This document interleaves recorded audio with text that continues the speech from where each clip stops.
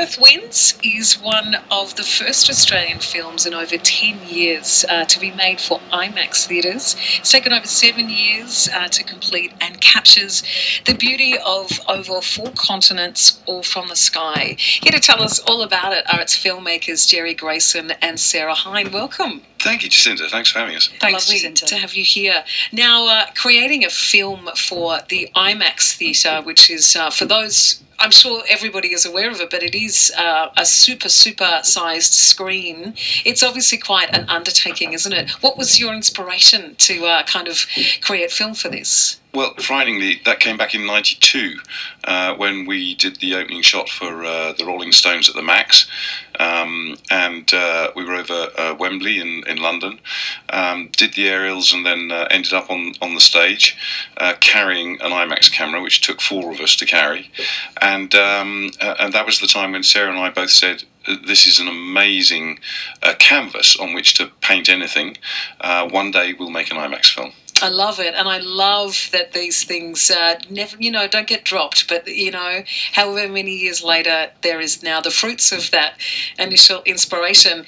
So you mentioned that you were doing an aerial shot for that one. You have been, is it right to say, sort of aerial filmmakers, I suppose? You do specialty shooting from the sky. Yes, my background is as a search and rescue pilot in the Navy, and when I'd finished doing that, I got into civilian helicopters, obviously, and very quickly into film work, and that's over the last 30 years has gone from being a film pilot into being a director. So always it's been from the aerial perspective, yes. And it is an incredible perspective, and I want to talk about that in just a minute, but just to sort of frame this, I guess, for our audience and understanding about what this film is.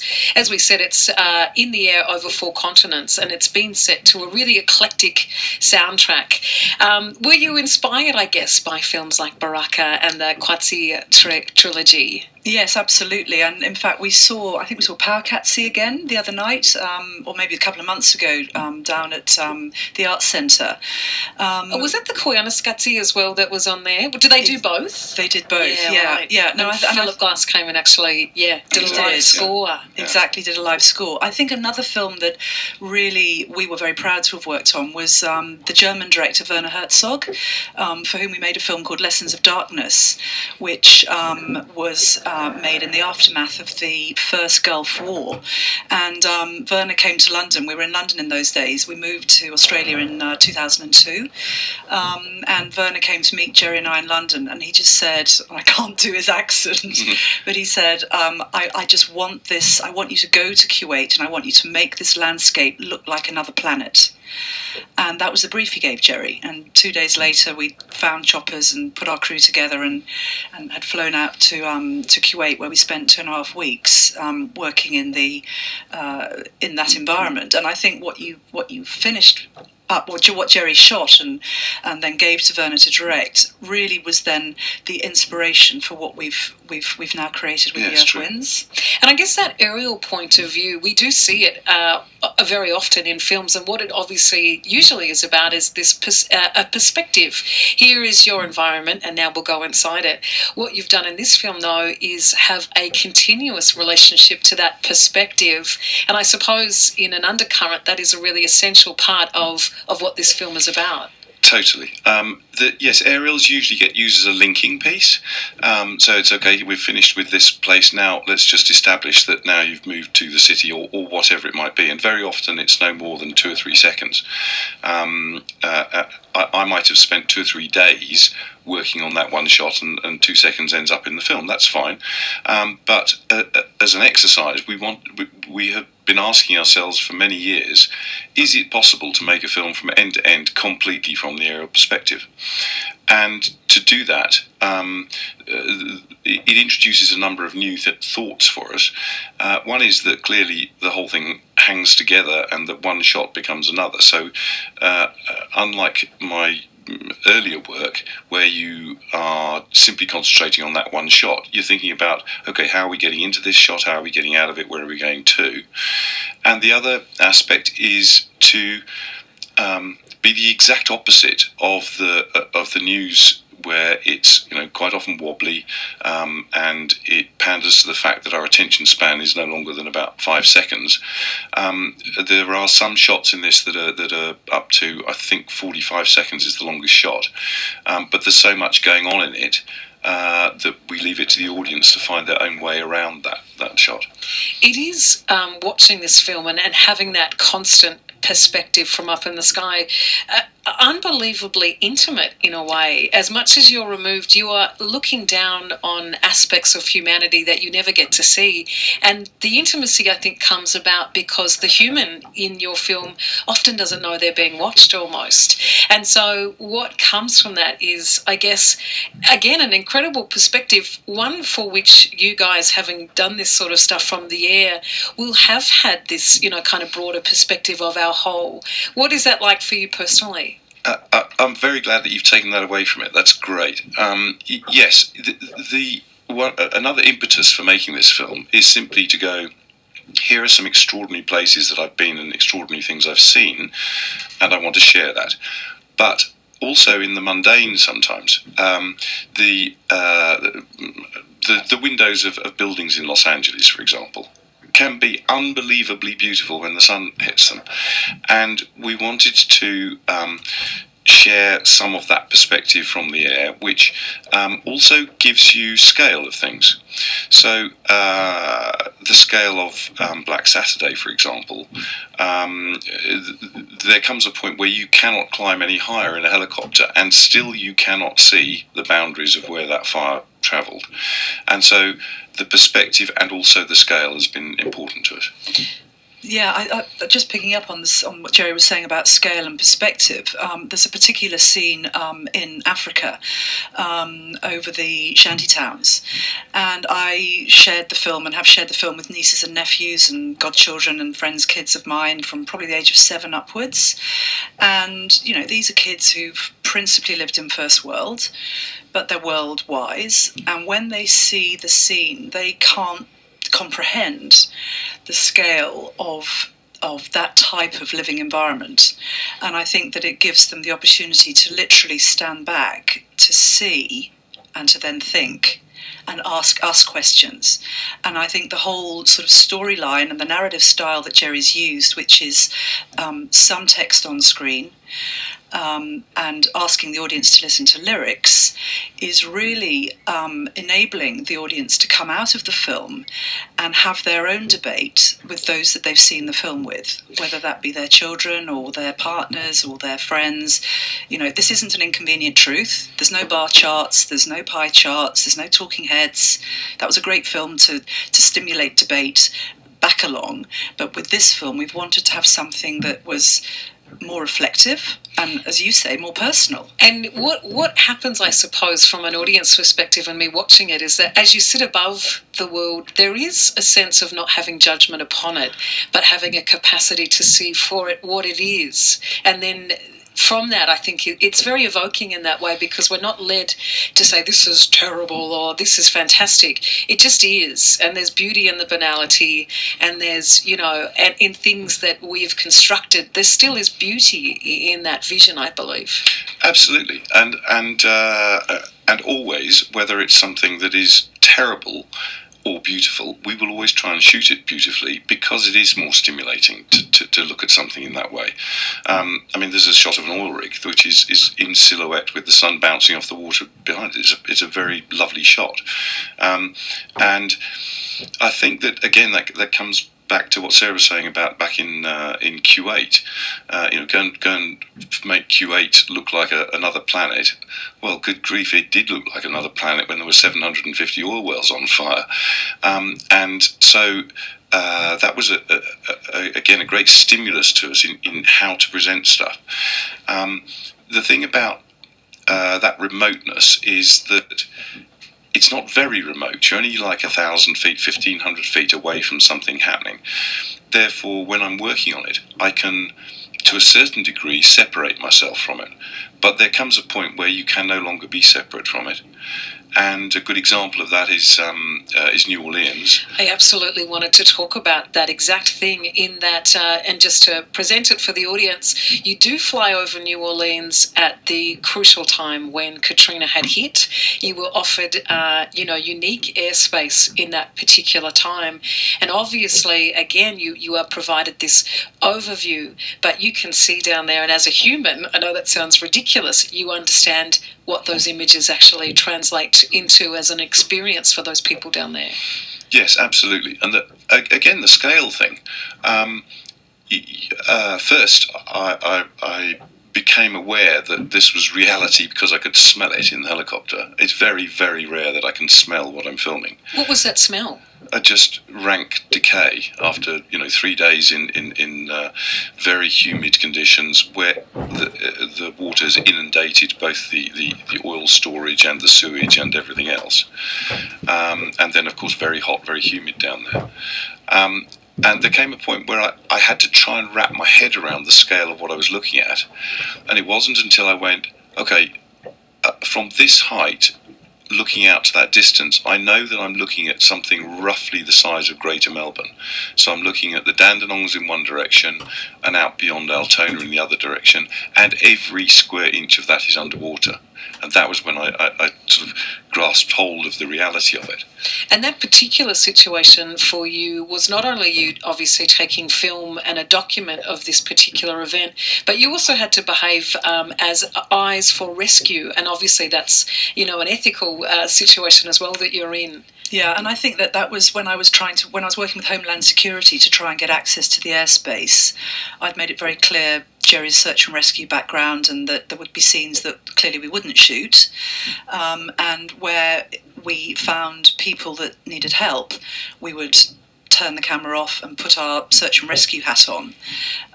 And, there were days when that had to happen because we were there 2 to 3 days after Hurricane Katrina struck, when, frankly, the rescue mission was in chaos. I mean, it really was in chaos. There's a scene in the film which is the yellow school buses all lined up. That was their evacuation plan. Yes. Again, it's that perspective that you have to have an overview of a situation like this. How does that impact you on a personal level?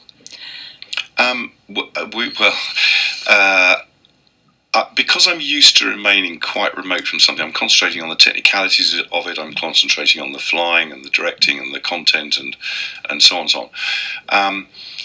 When you then connect with the reality, it is more of a shock. And specifically, I landed at Baton Rouge for some fuel, left the fuelers doing that, went out into the car park for a walk around and a breather, and there was a lady dressed in her Sunday finest, a very large lady, very black lady, and she was sitting there literally with a Sunday hat on. And she said, "Hello, what's your name?" And I said, "I was Jerry." And she introduced herself. And "What are you doing here?" And she had come to that airport to put her husband and son on an Angel flight, which is a private jet, taking them to, she had no idea where. Simply because that's what Angel flights do. They help out in those circumstances. And she was the most composed, serene person. And she was joking with me, can I get into your helicopter and come and see if my house is still there or not? She was from the very worst part of the Ninth Ward. And I just walked away from her and burst into tears, literally, because suddenly this scale thing, which I had been looking at as a geographical scale, had become a human scale. Yeah, I was just sort of going back to when I first saw the rushes, because Jerry was obviously in the helicopter and was directing and flying. My job was really to get as close as I could to Baton Rouge, to an airport. And so I'd fly to Houston, I'd drive to Baton Rouge, pick up the rushes, back to Houston, to New York, to the edit suite. So the first time I saw what they had been shooting would be when I was back in New York, in an edit suite. And that was very, very hard. very hard to watch those images and to imagine also what the guys were going through while shooting. It was a very difficult environment to work in. There was obviously no accommodation. I had found a Winnebago for the crew to sleep in and live in, and had managed to find a school playing field where we could land the chopper and land the Winnebago, park the Winnebago up. So they were living and working as close to the edge as you would ever ask of anybody. But then to see the images of what they were capturing made us, I think, all realise we had to get this story out, but also how lucky, of course, we all were, if that's such a word to use. There's another aspect of this, The Earth Wins. We're speaking to the filmmakers right now about the film The Black Saturday. We're almost lucky that you are Australian citizens now, that Australia was considered in your aspect of what you've shot of the Earth. And there's an incredible shot as you fly in, I think, in toward Marysville over the hills. And again, from the perspective of the air, it looks beautiful. And you go in and you see this, what looks like a country town, and you think, oh, how lovely is this little town nestled in. And not until you start dropping in toward it do you see that the entire town has been decimated. And again, your experience with this on a personal level was that you were actually very close to these fires. And then secondly, I suppose, again, it's the same story where this perspective that you're given gives us another view of this experience, but you also have this very connection down on the ground as well. Yeah, we had spent 3 days at our home up at Heathcote, actually at Maya, which is was just next to the Reedsdale fire. Having been brought up in England, the concept of fire is a new one. You mentioned Australia. Specific to this film, it's known as the petri dish of climate change. When we first came, was at the beginning of the drought. We thought that Australia was like that. The shock to us has been that it rains in the last 2 years. And so, yes, the experience was defending our own home, where you rapidly transition from being a globally interested to seriously only interested in your own property boundaries and the lives of yourselves. Once we'd got past that point, we grabbed a helicopter and put all of the gear and the crew together, and yes, went into the heart of the hills there, between Kings Lake and between King Lake and Marysville. And that shot, I think, is the longest one in the film, and is one of those very deliberate shots where the audience has to look around the IMAX canvas in order to really take in what they're seeing, the scale of the hills into the distance, all of which are burned. But as you say, hardly aware that they're burnt, really. It's just a rather beautiful, rather golden landscape. And for each of us, there comes a point where you go, good grief, this village is decimated. And that, for me, was seminal in trying to share with the audience what it's like to do it, to film it, because the same thing happened to me. And that shot started as, okay, we'll just do a gentle wide of what it's like around Marysville, and the shot went on and on and on, and we will keep doing it. And I'm working with the cameraman where he's moving the camera gently, I'm moving the helicopter gently, and it went on down to one property on the northern side of Marysville, and somewhere in that journey you suddenly have this gasp moment where you realise what you're looking at. The other thing, I guess, with this film too, we are running out of time. I could talk to you about it for a couple of days, I think. And I guess it's, again, that perspective that you've been able to have from the air is this beautiful vision of patterns in our world. So you see them man-made patterns, but you also see natural patterns. I'm a bit obsessed at the moment with patterns of our world. Is it something that strikes you as people that are living in the air very often? Yeah, absolutely, completely. I mean, I think that wonderful flight that we've we've been privileged to have done a few times from Perth over back to the East Coast, Melbourne, and in an airliner, looking out of the window down at the patterns below. A project that's very dear to our heart is exploring Aboriginal art from above, and I think that many of the landscapes that we've looked at, we can then really understand. We think we can understand and interpret some of the earlier art. So yeah, we're very interested and really into the sort of the abstract nature of looking vertically down on landscapes and looking at geological formations, as you say, or even man-made structures.